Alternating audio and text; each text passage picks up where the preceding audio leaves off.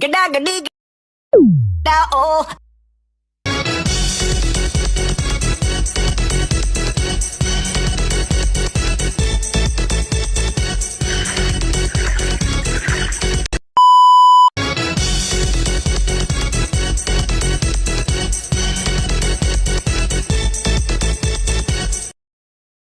Assalamualaikum warahmatullahi wabarakatuh.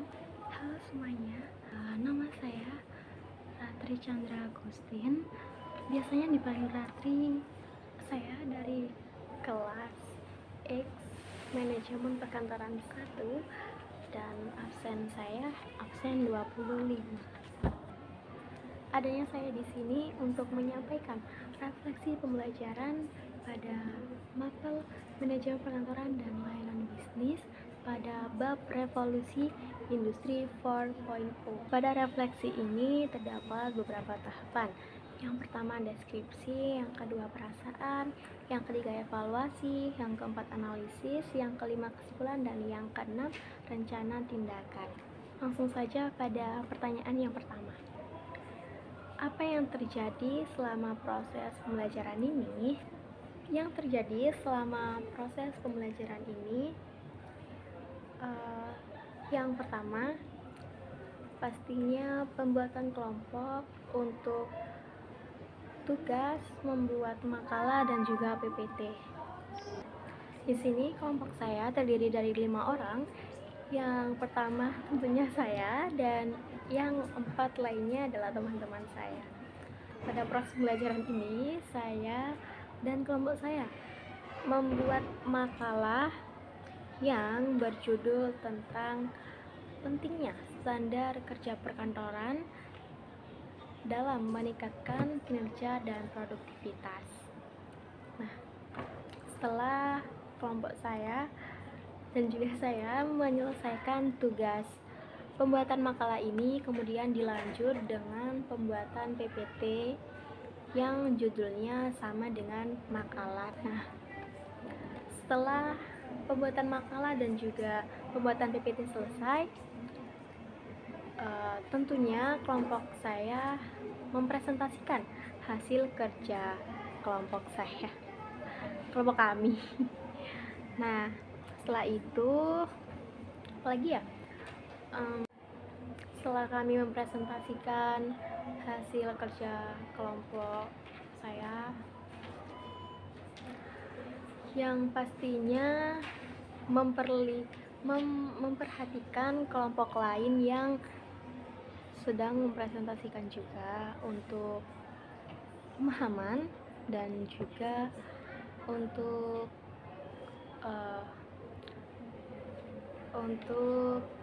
objek refleksi seperti itu.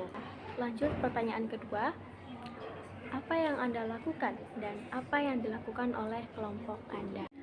Dimulai dari saya terlebih dahulu. Yang pastinya yang saya lakukan di sini yaitu tentunya berusaha untuk memahami apa itu revolusi industri 4.0, dan setelah itu saya sedikit memahami, setengah sedikit ya, seperti itu.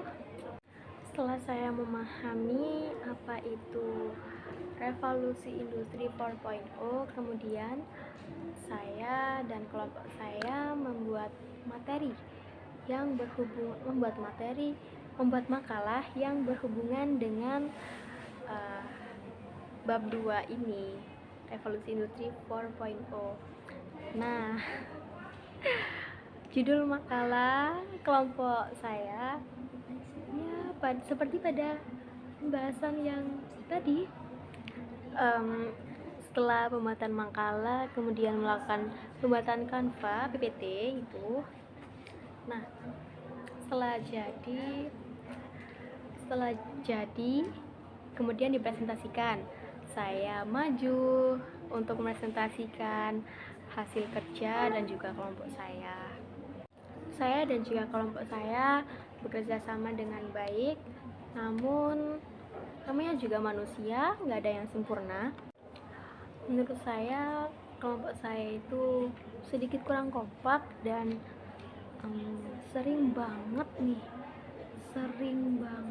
miscommunication. Nah, jadi ini nih yang jadi hambatan di kelompok saya. Lanjut ke pertanyaan yang ketiga. Bagaimana perasaan Anda tentang pengalaman ini? Perasaan saya tentang pengalaman ini tentunya saya merasa takut dan juga tegang. Alasan saya merasa tegang dan takut karena saya kurang mengerti materi dan serta merasa khawatir dan malu jika salah dalam menjelaskan poin-poin dalam PPT. Pertanyaan yang keempat, apa Anda merasa puas atau tidak puas? Saya merasa kurang puas karena saat presentasi penyampaian saya kurang bagus. Andai kata public speaking saya bagus, penyampaian saya bagus, mungkin saya akan merasa puas. Lanjut, pertanyaan kelima, apa yang berjalan dengan baik selama pembelajaran ini? Yang berjalan baik pada pembelajaran ini adalah menurut saya semua kelompok sudah selesai dalam pembuatan PPT, jadi tinggal presentasi saja. Lanjut ke pertanyaan yang keenam, apa yang tidak berjalan dengan baik dan mengapa?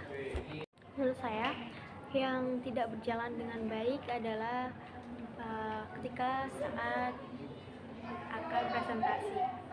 Hanya kelompok saya aja, kelompok lain juga begitu. Seperti membuang-buang waktu, contohnya misalkan kelompok saya akan memutarkan sebuah video pada PPT. Nah, jaringannya ini lambat banget, nggak koneksi jaringan lah, istilahnya seperti itu. Jadi kan membuang-buang waktu saat presentasi. Jadi itu yang menurut saya kurang berjalan dengan baik. Pertanyaan yang ketujuh, mengapa Anda pikir hal tertentu berhasil atau tidak berhasil? Menurut saya, pembuatan makalah di kelompok saya berhasil namun kurang memuaskan, gak sesuai ekspektasi aja. Lanjut ke pertanyaan yang ke-8, bagaimana faktor-faktor tertentu mempengaruhi hasil akhir? Menurut saya, faktor-faktor yang mempengaruhi hasil akhir contohnya di kelompok saya yaitu anggota kelompok saya yang terlambat mengumpulkan makalah sehingga mempengaruhi nilai. Nah, jadi pada pertanyaan yang kedua tadi itu yang sudah dibahas, yang adanya miscommunication. Nah, kenapa kelompok saya terlambat mengumpulkan makalah? Karena miscommunication ini. Jadi kelompok saya ada salah satu anggota di kelompok saya yang kurang bekerja keras dalam kelompok ini sehingga mempengaruhi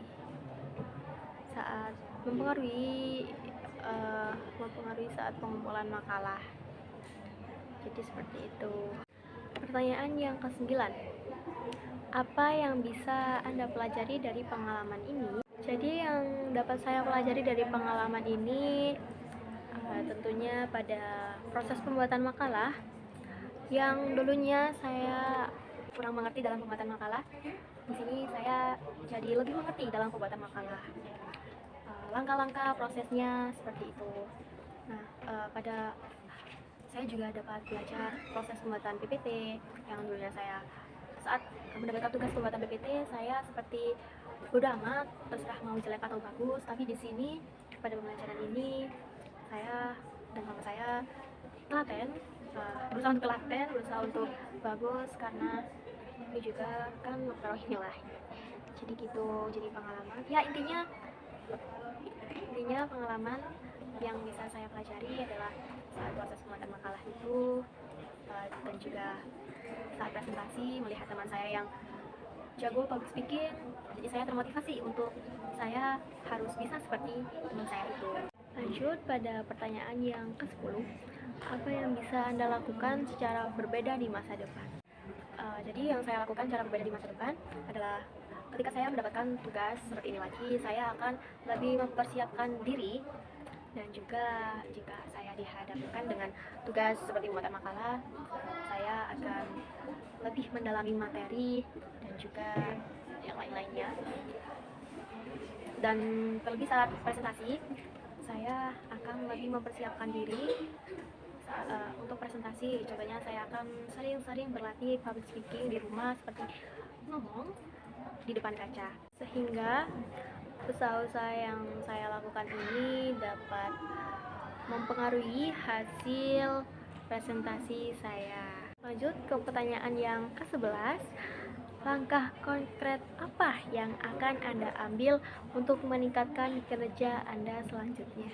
Langkah konkret yang akan saya ambil untuk meningkatkan kinerja selanjutnya adalah meningkatkan public speaking saya agar saat presentasi audiens ikut terhanyut dalam pembahasan saya dan audiens bisa jadi lebih mudah memahami apa yang saya sampaikan. Lanjut ke pertanyaan yang terakhir, pertanyaan yang ke-12. Bagaimana Anda akan menerapkan pembelajaran ini dalam situasi lain? Saya akan menerapkan pembelajaran ini dalam situasi lain, contohnya ketika saya ketika ada tugas untuk pembuatan mapel lain, saya bisa tahu nih makalah yang rapi itu seperti apa, makalah yang benar itu seperti apa. Ketika saya melihat, mendengarkan, perhatikan PPT kelompok lain lebih bagus, sehingga saya akan menerapkannya pada tugas selanjutnya. Cukup sekian penyampaian saya tentang refleksi pembelajaran ini. Mohon maaf jika banyak kekurangan, karena manusia tidak pernah luput dari kesalahan. Sekian, terima kasih. Wassalamualaikum warahmatullahi wabarakatuh.